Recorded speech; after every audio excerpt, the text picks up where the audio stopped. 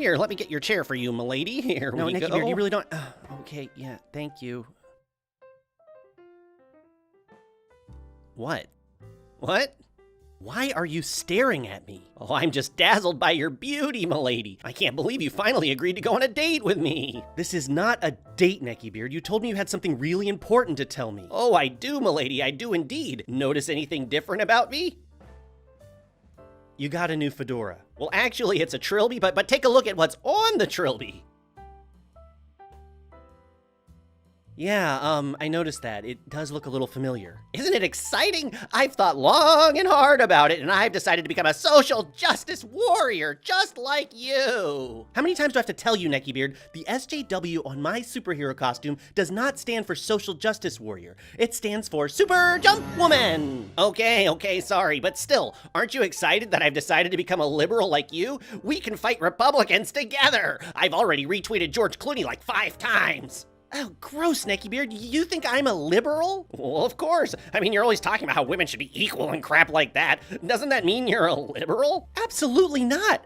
I'm a leftist, Necky Beard. Right, just like me. I'm totally a lefty now. Oh, no, don't say that, Necky Beard. Oh my God. Hopefully he didn't hear you. Who didn't hear me say what?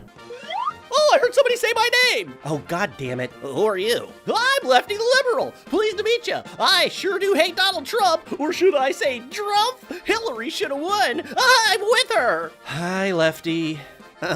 Nice to meet you. Whoa, is that coffee you're drinking? I love coffee, but I only drink fair trade coffee. Did you know that Starbucks invented fair trade? Starbucks sure is ethical. No, Lefty, Starbucks is not ethical. There is no ethical consumption under capitalism. Well, that's not true. I just bought a new jacket from Patagonia. They give all kinds of money to the environment. Well, that's ethical. You see what I mean, Necky Beard? Liberals are not leftists. They're perfectly fine with capitalist exploitation. But Patagonia does give a lot of money to the environment. I saw it on Vox. Yes, but they also exploit workers, Necky Beard. I mean, it's great that they give some of their money to charity and get pretty huge tax write-offs in the process, by the way, but that doesn't excuse the theft of labor value from employees.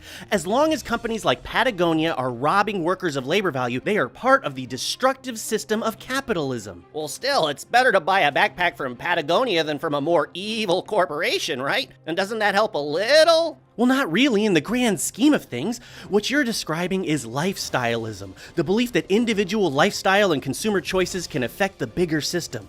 What liberals don't understand is that there just is no ethical consumption under capitalism. But wait, doesn't NonCompete, the channel this video is produced by, sell things like t-shirts and stickers? Well, I was really hoping we wouldn't break the fourth wall in this one, Necky Beard, but since it's relevant, I'll bite. Yes, we do sell awesome stickers, t-shirts, and other cool products at non-compete.com/shop. The fine folks at NonCompete don't directly employ anyone, so they aren't directly robbing anyone of labor value, which means they aren't engaging in capitalism directly. And they do the best that they can to limit capitalist exploitation, like the stickers they make are printed by a small shop owned and operated by a single family, and they worked hard to find a t-shirt factory that has relatively decent working conditions, but even though the employees of that t-shirt factory are unionized and it's not a sweatshop, it's still a capitalist institution. So when you buy a high-quality 100% cotton non-compete t-shirt for as little as $12, you aren't directly supporting capitalist exploitation, but some of the money will go to a for-profit corporation.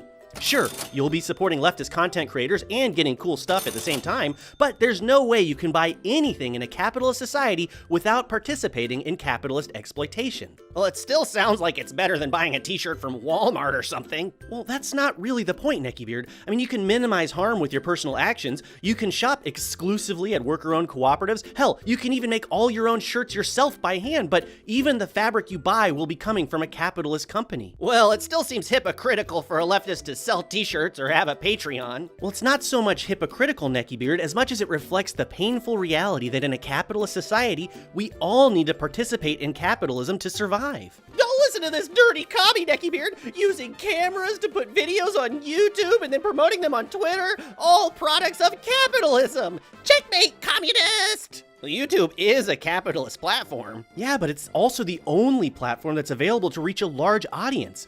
Leftists obviously don't like having to use platforms that benefit capitalists, but living in a capitalist society means we have to use capitalist products and services. That doesn't mean we like it. I'm still confused. So should I buy a Patagonia jacket or not? Buy whatever you want. I'm not trying to discourage you from making consumer decisions that reflect your values. Just don't live under the illusion that it's any kind of effective activism. At the end of the day, there's just no way that individual consumer choices can have that much impact when they're made within the confines of an economic system that is inherently harmful to workers. That's why liberal lifestyleism annoys leftists so much. We don't think it's a bad thing to buy quote-unquote ethical products. We just know that such activity alone will do nothing to end capitalist exploitation of the working class by billionaires. Billionaires need to pay more taxes. Reform the system. Reform the system. Yeah, reform. I was reading about that on Huffington Post. All we have to do is reform capitalism and then it'll be ethical. You can't reform a system that's inherently exploitative, Neckybeard. Capitalism is rooted in a tiny class of people holding tremendous power over the masses.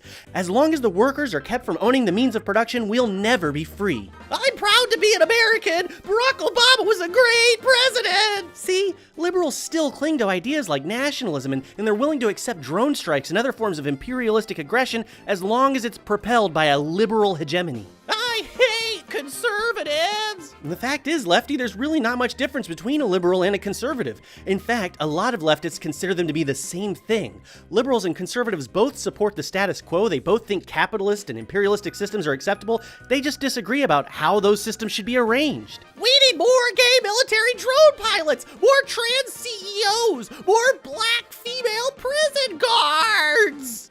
Here we go with the liberal identity politics. Well, I thought you loved identity politics. Well, I do believe in intersectionality, Neckybeard, but liberal identity politics are rooted in preserving violent and oppressive systems. Here, watch this brief educational film. Okay. Hello, I'm Professor Karen. In this brief educational film, we're going to discuss the key differences between liberal identity politics and leftist intersectionality. Liberal identity politics are rooted in preserving and stabilizing the status quo. Liberals sometimes use the phrase, getting a seat at the table, to describe their identity politics. The table, in this metaphor, represents the unjust power structures of capitalist democracy. In theory, liberals believe that having more people from minority groups represented in the higher levels of these power structures will improve the situations of vulnerable people at the bottom. In practice, vulnerable groups become divided as they are forced to compete for resources and attention. What they're really talking about isn't some kind of Arthurian round table where everyone who gets a seat is an equal. What they're really talking about is a hierarchy, where the people on the higher levels hold exploitative power over the people below. Moving up a few representative members of a vulnerable group doesn't really help the people below. If anything, it often leads to formerly vulnerable individuals becoming oppressors themselves, and they are still vulnerable to the more powerful groups that are even higher up the hierarchical ladder. Representation does nothing to correct the real damage that is being done by these extremely harmful and destructive systems. A few gay, black, and immigrant senators and CEOs might have some benefit for some people from these groups,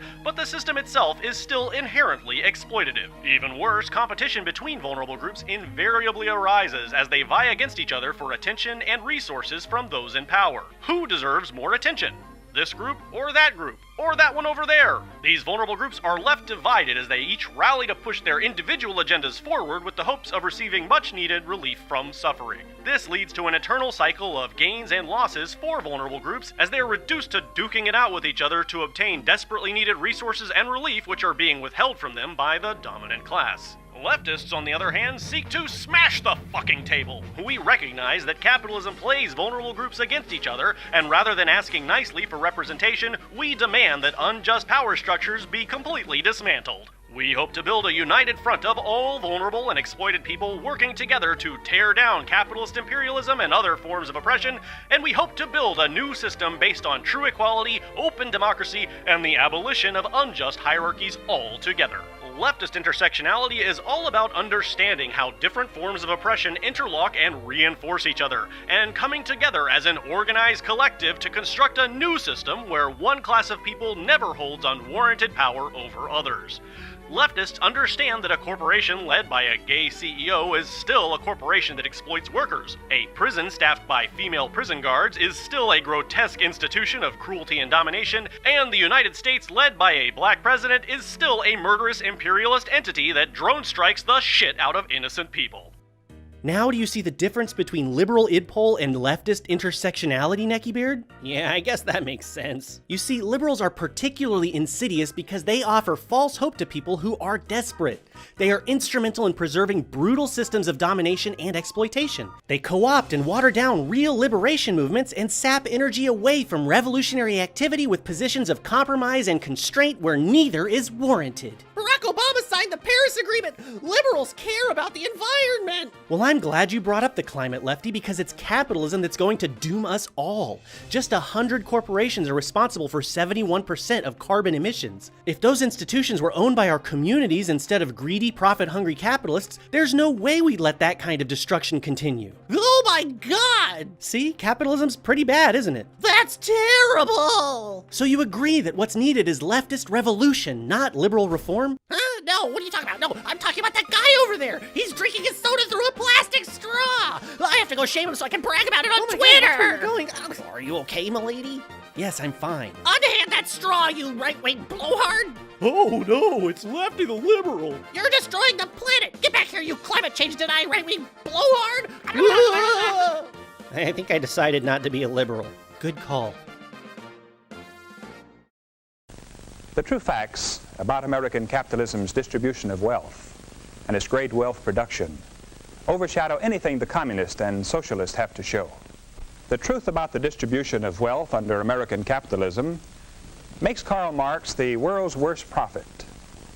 Marx, the socialist founder of communism, prophesied that under capitalism, wealth would be concentrated in the hands of fewer and fewer, while the great majority of people would suffer increasing poverty. The fact is that American capitalism has set a new standard for human welfare. And if we keep its basic principles strong and vigorous in the years ahead, the opportunity of every American for a still better living standard will certainly be enhanced. And perhaps even the disciples of socialism and communism will come out of their shadowy pipe dreams and join us in our march of human progress. At our next session, we will discuss the spirit of enterprise. Until then, class dismissed.